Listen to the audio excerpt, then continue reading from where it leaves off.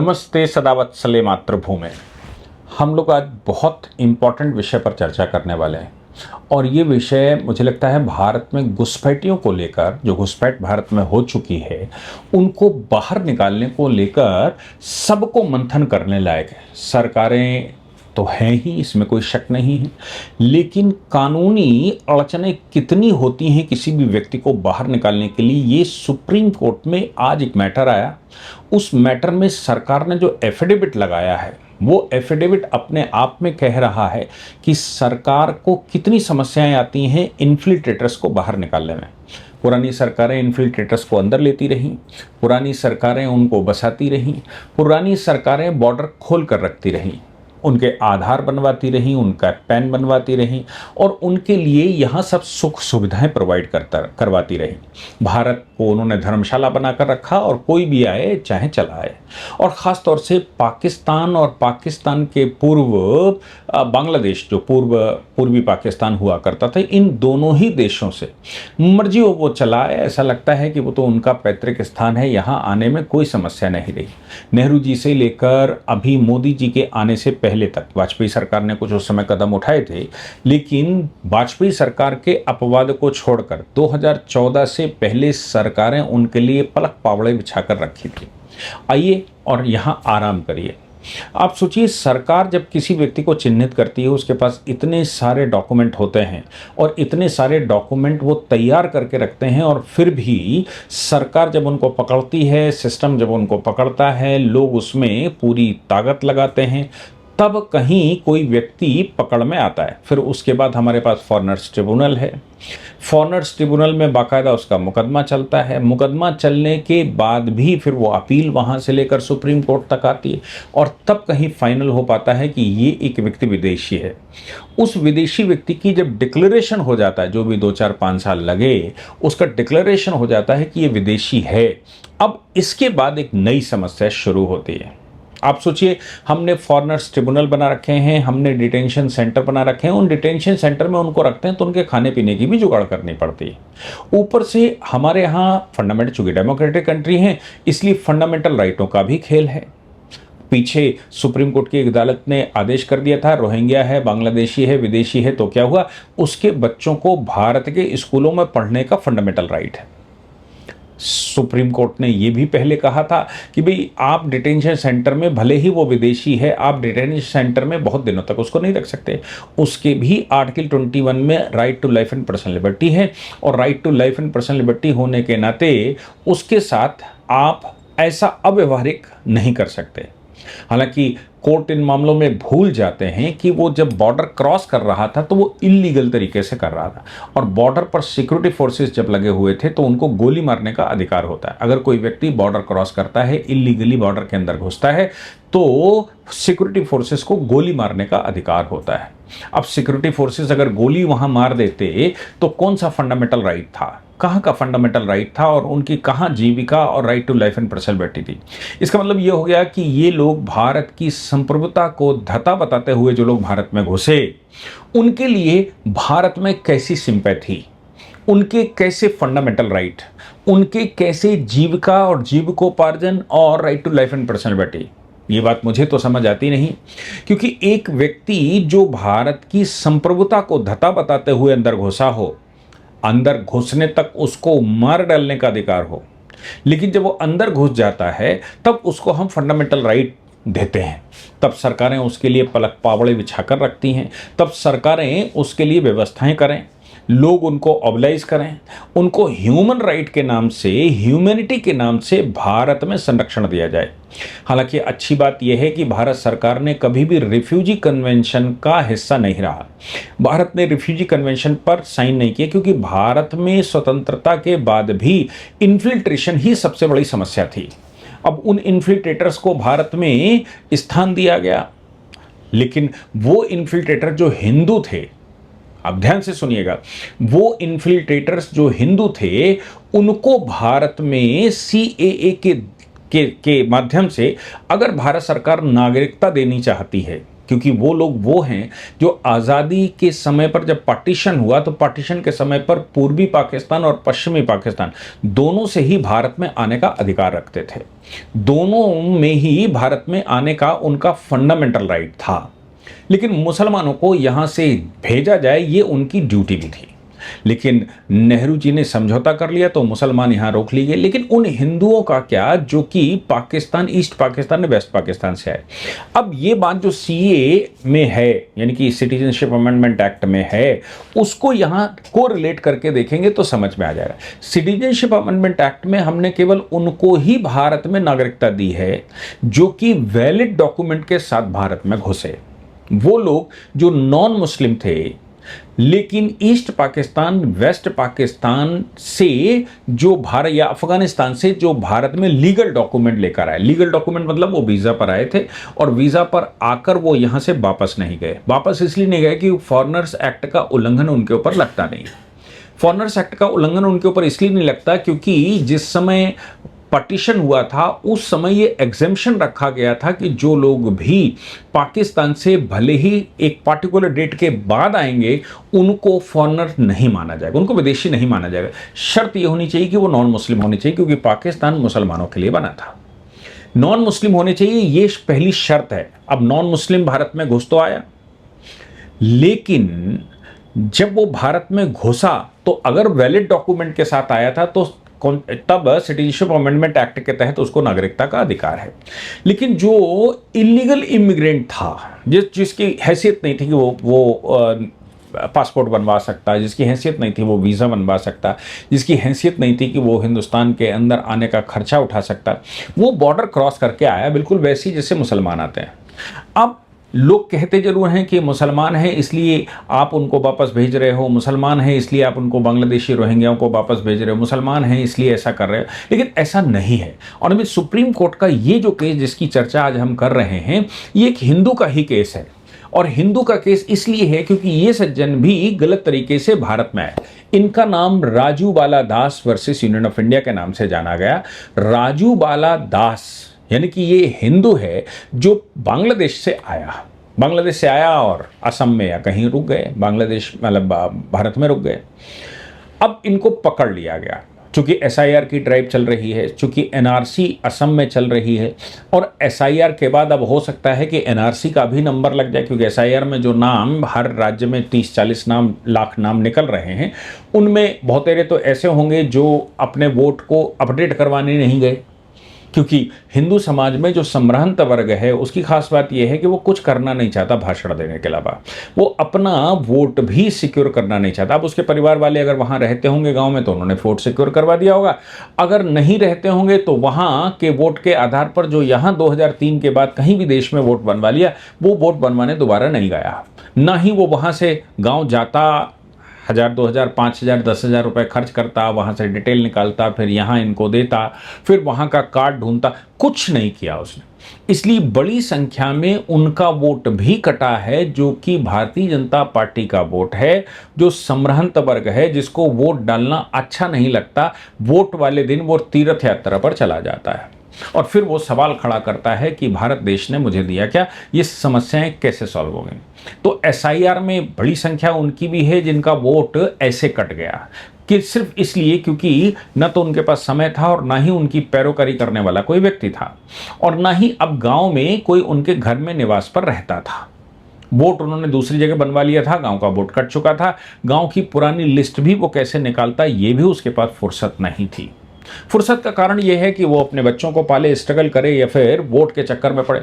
उसके मन में यह है कि अगर वोट मैं नहीं भी डालूंगा तो भी क्या फर्क पड़ता है, मेरे वोट डालने ना डालने से क्या फ़र्क पड़ता है, मैं 4000 10,000 खर्च करके जाऊं और फिर अपना समय खराब करूं और फिर वोट बनवाऊं। इससे अच्छा है कि इस झंझट से दूर रहें। जिसको वोट बनवाना होगा वो अपने आप विचार करेगा। अब वोट तो ये भारतीय जनता पार्टी का है, वो कैसे बनवाएंगे। और भारतीय जनता पार्टी के कार्यकर्ताओं के पास थोड़ी फुर्सत कम है, उनके पास काम बहुत है, उनके पास अभियान बहुत आते हैं, तो उन अभियानों में वो अपनी फोटो शोटो खिंचवा खुशबू के अपना काम चला लेते हैं। थोड़ा समय कम रहता है इसलिए वो इस पर कम काम करते हैं। खैर, विषय वो नहीं, विषय ये है कि जो भारतीय नागरिक हैं जिनके एसआईआर में नाम कटे, उसके अलावा जो नागरिक ऐसे हैं जिनका कोई प्रूफ नहीं है, जो इन्फिल्ट्रेटर्स हैं, उनके नाम गृह मंत्रालय को देने के लिए सुप्रीम कोर्ट ने भी कहा और गृह मंत्रालय अब उस पर एनआरसी टाइप का करेगी। तो पूरे देश में एनआरसी करने की जरूरत नहीं पड़ेगी। पहली स्टेज में एसआईआर और एसआईआर के बाद जो बचे नाम, एसआईआर से निकले नाम हैं, उन पर ही एनआरसी करनी है और उनको डिपोर्ट करना है। ये फॉरेनर्स एक्ट के तहत उनके खिलाफ मुकदमा चलेगा और बाकायदा रहेगा।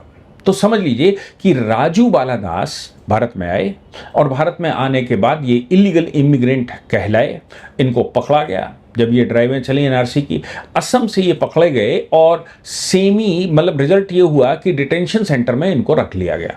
चूंकि फॉरेनर्स एक्ट के तहत मुकदमा चला और फॉरेनर ट्रिब्यूनल ने इनको विदेशी घोषित कर दिया। अब इनके पास कोई दस्तावेज नहीं है या इनके पास कोई प्रूफ नहीं है जो ये बता सकें कि मैं भारतीय हूं, और ये बात पूरा मुकदमा चलने के बाद पता लग गई कि ये भारतीय नहीं है। अब ये कहां के हैं, कौन से देश के हैं, ये एक बड़ी समस्या है। तो पहला विषय तो ये है, जैसे मैंने कई बार मैं बता रहा हूं, लगातार मैं इस विषय पर चर्चा कर रहा हूं, कर्नाटक में अभी बड़ी संख्या में लोगों को पकड़ा गया और फिर उनके भारतीय नागरिक होने का, फिर उन्होंने कहा मेरे पास पासपोर्ट है, तो विदेश मंत्रालय ने कहा पासपोर्ट केवल ट्रैवल डॉक्यूमेंट है, पासपोर्ट कहीं से भी किसी भी हालत में नागरिकता का प्रमाण नहीं है। नागरिकता के आधार पर वो पासपोर्ट बनता है, पासपोर्ट के आधार पर नागरिकता नहीं होती। इसलिए सभी जो कोई भी पासपोर्ट बनवा कर रखा हुआ है, एसआईआर के बाद अगर उसका एसआईआर में नाम काट दिया गया है तो अब उसको दोबारा वेरिफिकेशन करवाना पड़ता है। तो एसआईआर में जब नाम आ जाएगा तभी पासपोर्ट बनाएंगे। ऐसा अभी कोलकाता हाई कोर्ट और असम हाई कोर्ट में भी ऑनरेबल कोर्ट ने डिक्लेयर किया, जब लोगों ने कहा कि साहब एसआईआर में नाम कट गया इसलिए मेरे पासपोर्ट को रिन्यू करने से मना कर दिया, या फिर मैं विदेश जाना चाहता हूं मुझे जाने से मना कर दिया, तब हाई कोर्ट ने यह कहा कि आप एक काम करिए, स्पेशल रिक्वेस्ट करके जल्दी से एसआईआर कंप्लीट करवा लीजिए, भारत के नागरिक बन जाइए, नहीं है तो बन जाइए और हैं तो प्रूफ कर लीजिए, यानी कि वहां से आप एसआईआर क्वालिफाई करवा लीजिए, तभी हम आपको विदेश जाने देंगे, नहीं तो नहीं जाने देंगे, और आपका पासपोर्ट रिन्यू तभी होने देंगे। तो जिन लोगों का भी एसआईआर में नाम कट चुका है उनके पासपोर्ट दोबारा क्रॉस चेक हो रहे हैं और उनको जाने से अब समस्या हो सकती है। तो पासपोर्ट एक डॉक्यूमेंट था, बाकी के तमाम डॉक्यूमेंट थे। अभी असम का ही एक मामला था, मैंने असम का था या बंगाल, असम का ही मामला था, जिसमें ऑनरेबल कोर्ट के सामने उसने 100 साल की पीढ़ियां रखी थी, लेकिन फिर भी प्रूफ नहीं हो रहा था कि श्रीमान जी भारत के ही नागरिक हैं। हाई कोर्ट ने कहा था ये सारे डॉक्यूमेंट जो आपके पास बने हुए हैं ये अलग अलग चीज़ों के लिए हैं, आपकी पहचान पत्र नहीं, आपका निवासिता या नागरिकता का सर्टिफिकेट नहीं है, आपको नागरिकता अलग से प्रूफ करनी पड़ेगी, और अगर आप नागरिकता प्रूफ नहीं करते हैं तो आपको यहां से जाना पड़ेगा। यानी कि भारत में न्यायालय से लेकर और सरकारें तक लगातार पूरी शक्ति के साथ लगी हुई हैं और हर एक डिस्ट्रिक्ट के पास होम मिनिस्ट्री की तरफ से ये टास्क है कि तुम्हारे डिस्ट्रिक्ट में किसी भी प्रकार का कोई भी व्यक्ति विदेशी नागरिक नहीं होना चाहिए। और इसके लिए सरकार ने जब पहलगाम हुआ था तब सबके जितने वीज़ा थे वो वीज़ा भी कैंसिल कर दिए थे, और वीज़ा कैंसिल करके उनसे कहा था कि आप दोबारा एप्लीकेशन करिए ताकि सब दोबारा सिस्टम में आ सकें। तो वीज़ा वाला चक्कर तो दोबारा आ गए, वो पाकिस्तान बॉर्डर पर लोग खड़े थे, जा रहे थे और नहीं जा रहे थे और बोल रहे थे हमारी तो शादी हुई। सरकार ने कहा आप जाओ दोबारा वीज़ा लेकर आओ तब हम आपको अनुमति देंगे। तो जो लोग लॉन्ग टर्म वीज़ा पे थे वो भी सारे कैंसिल कर दिए थे। पासपोर्ट भी सबके एसआईआर क्वालिफाई नहीं है तो पासपोर्ट भी नहीं होगा। आपके अगर डॉक्यूमेंट कंप्लीट नहीं है या फिर आप प्रूफ नहीं कर सकते कि आप भारत के नागरिक हैं तो अब आपको कुछ नहीं मिलेगा। अब ये चीजें करके फॉरेनर्स ट्रिब्यूनल में जब केस फाइल होता है तो फॉरेनर्स ट्रिब्यूनल में बाकायदा दोनों पक्षों को सुना जाता है और उसके बाद ये घोषित किया जाता है कि विदेशी घोषित हो गया, सारी प्रक्रिया हो गई, सारे हाई कोर्ट हो गया, मतलब जो कुछ होना था सब हो गया, फाइनल डिसीजन हो गया कि ये साहब विदेशी है। अब विदेशी व्यक्ति को रखेंगे कहाँ? तो हमने डिटेंशन सेंटर बना रखे हैं, दिल्ली में भी नरेला वगैरह में बना हुआ है, सारे देश में सभी प्रदेशों में लगभग डिटेंशन सेंटर बना रखे हैं। सबसे ज़्यादा असम और बंगाल में है जहां पर सबसे ज़्यादा इन्फिल्ट्रेटर माने जाते हैं। 2004 में पार्लियामेंट में एक अनुमान दायर किया गया था कि असम में लगभग 57 लाख और बंगाल में 50 लाख इन्फिल्ट्रेटर हैं 2004 में। उसके 22 साल में वहाँ बंगाल में बड़ा भारी परिवर्तन हुआ, क्योंकि ममता बनर्जी के बैठने के बाद उन्होंने लाखों लोगों को फैसिलिटेट किया। तो आज एक अनुमान लगाया जाता है कि 4 से 5 करोड़ तो ऐसे आसानी से मिल रहे हैं, जो SIR के थ्रू भी पता लग रहा है। 4-5 करोड़ लोग ऐसे हैं जो रोहिंग्या हैं या बांग्लादेश मतलब फॉरेनर्स हैं, वो उनमें रोहिंग्या की भी 1 से 1.5 लाख की संख्या है, और बाकी इनकी संख्या है बांग्लादेशियों की या पाकिस्तानियों की, जो जम्मू कश्मीर के बॉर्डर से घुसे थे या वहां से घुसे थे या फिर नेपाल के रास्ते से घुसे थे। इन सब के चूंकि क्रॉस वेरिफिकेशन नहीं हो पा रहा है, तो इनको डिटेंशन सेंटर में रखा जाता है। डिटेंशन सेंटर में रखने का कारण ये, जब सब कुछ हो चुका है तो उनको विदेश भेजिए, उनके घर भेजिए, लेकिन वहां की सरकारें नहीं लेती। अब चूंकि राजू बाला दास हिंदू है, बांग्लादेशी हैं, तो बांग्लादेश सरकार ने इनको लेने से मना कर दिया, और ये कहते हुए लेने से मना कर दिया कि भाई हम बिना क्रॉस वेरिफिकेशन के इनको अपने देश में नहीं लेंगे, क्योंकि ये मेरे देश के नागरिक हैं भी कि नहीं हैं, ये पहले हमको देखना पड़ेगा। अब इनके देश मतलब SIR इधर हो रहा है, इधर वेरिफिकेशन हो रहा है, उतना ही काम वहां पर भी होना है। इसीलिए अमित शाह जी ने एक कार्यक्रम में साफ तौर से डिक्लेयर किया कि अगर आप विदेश से आए हैं तो अपने घर वापस चले जाइए, हम आपको पाबंदी नहीं लगाएंगे, हम आपको आपके घर जाने से नहीं रोकेंगे, लेकिन हमने पकड़ लिया तो लंबी प्रक्रिया है, 10-20 साल के लिए समस्याएं खड़ी हो जाएंगी, एक पीढ़ी निकल जाएगी। क्योंकि भारत में ये इलस्ट्रेशन है कि जिनको डिटेन करके रखा हुआ है, बांग्लादेश सरकार ने या पाकिस्तान सरकार तो मानती नहीं, वो मुसलमान भी अगर है तो भी पाकिस्तान सरकार तो मानती नहीं मेरा नागरिक है। और यहां तक कि पाकिस्तान सरकार तो जो लोग पाकिस्तान से वैलिड वीजा पर इंग्लैंड गए, इंग्लैंड में ग्रूमिंग गैंग चला रहे थे, पाकिस्तान की शह पर चला रहे थे या वैसे चला रहे थे, और वो पकड़े गए, छूटने के बाद उनको पाकिस्तान वापस भेजा, तो पाकिस्तान उनको लेने को ये कह के तैयार नहीं कि ये बिगाड़ दिए हैं तुमने, ये हमारे नहीं हो सकते।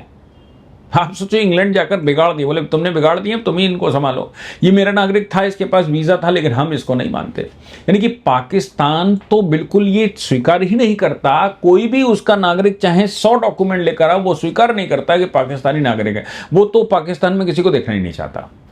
बांग्लादेश सरकार जब तक शेख हसीना बैठी थी तब तक बांग्लादेश सरकार ले रही थी वापस, लेकिन आज की जो बांग्लादेश सरकार है वो कह रही है कि हम क्रॉस वेरिफिकेशन करेंगे, हम जब तक उसकी नेशनैलिटी नहीं मान लेंगे कि वो बांग्लादेश का नेशनलिस्ट है, तब तक हम उसको वापस नहीं लेंगे, भले ही आपका ट्रिब्यूनल कुछ भी कह रहा हो। राजू बाला दास को तो वो वैसे ही स्वीकार करने को तैयार नहीं होंगे कि हिंदू है, लेकिन मुसलमानों को भी वो लेने को तैयार नहीं है इस समय। तो अब ये आखिर जाएं कहाँ बाहर? अब ये रिफ्यूजी भी नहीं हो सकते, क्योंकि रिफ्यूजी कन्वेंशन का हम हिस्सा नहीं है। तो आखिर ये लोग अब कहाँ जाएं? नहीं जाएं तो क्या 10 साल तक जेल में रहेंगे? अब 10-10 साल ऐसे हो गए थे जो लोग अभी भी डिटेंशन सेंटर में हैं, और उनकी रिस्पेक्टेड सरकारें उनको स्वीकार करने को तैयार नहीं है, इस नाम से स्वीकार करने को तैयार नहीं है कि ये मेरे नागरिक नहीं हो सकते। जबकि सुप्रीम कोर्ट ने पीछे एक रूलिंग दी थी जिसमें यह कहा था कि 3 साल का मैंडेट होता है, 3 साल से ज्यादा आप किसी को डिटेंशन सेंटर में नहीं रख सकते। आप डिटेंशन सेंटर में सिर्फ 3 वर्ष तक रख सकते हैं, लेकिन सरकार क्या करे भाई, हैवी फाइनेंशियल बॉन्ड हमारे ऊपर होता है, बहुत ज़्यादा हमको खर्चा उठाना पड़ता है, स्ट्रिक्ट कॉन्टिन्यूअस बायोमेट्रिकल ट्रैकिंग करनी पड़ती है, रेगुलर अटेंडेंस लगानी पड़ती है।